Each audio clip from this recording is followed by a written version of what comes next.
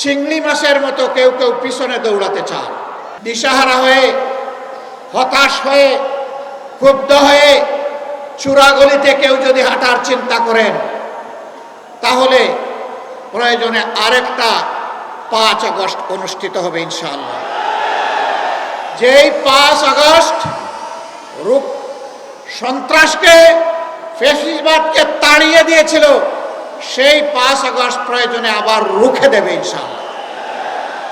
সম্মানিত ভাইয়েরা, এখন থেকে ছাত্র জনতার, শ্রমিক জনতার, ব্যবসায়ী জনতার, আপামর জনতার, শিশু থেকে বৃদ্ধ সমস্ত মানবতার ঐক্য আমাদেরকে গড়ে তুলতে হবে ইনশাআল্লাহ।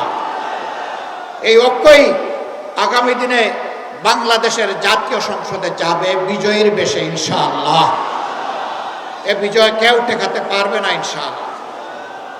কারণ আমরা আছি মজলুমের পক্ষে, আমরা আছি অপশাসনের বিরুদ্ধে, আমরা আছি বৈষম্যের বিরুদ্ধে, আমরা আছি ন্যায়ের পক্ষে, আমরা আছি আল্লাহর দেওয়া কোরআনের বিধানের পক্ষে।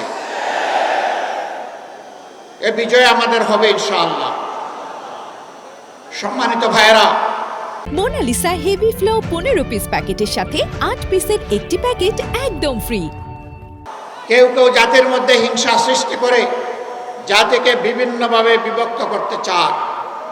চিংড়ি মাছের মতো কেউ কেউ পিছনে দৌড়াতে চান। আপনারা চিংড়ি মাছের চাষের এলাকার মানুষ খুব ভালো করে জানেন, চিংড়ি যখন দৌড়ায় সামনের দিকে পথ খুঁজে পায় না, শুধু পিছনের দিকে যায়। কেউ কেউ 72-এর সংবিধান নিয়ে কামড় দিয়ে পড়ে থাকতে চান। আমাদের বন্ধুদের মাঝে দীর্ঘদিন একসাথে আন্দোলন সংগ্রাম, ফ্যাসিবাদের বিরুদ্ধে লড়াই করেছি, তাদের কাউকে কাউকে আজকে আমরা সে কথা বলতে শুনি। মনে রাখবেন, বাংলাদেশে প্রথম দুঃশাসনের পর জিয়াউর রহমান সাহেব ক্ষমতায় এসে ওই সংবিধানকে তিনি আমূল পরিবর্তন করে দিয়েছিলেন।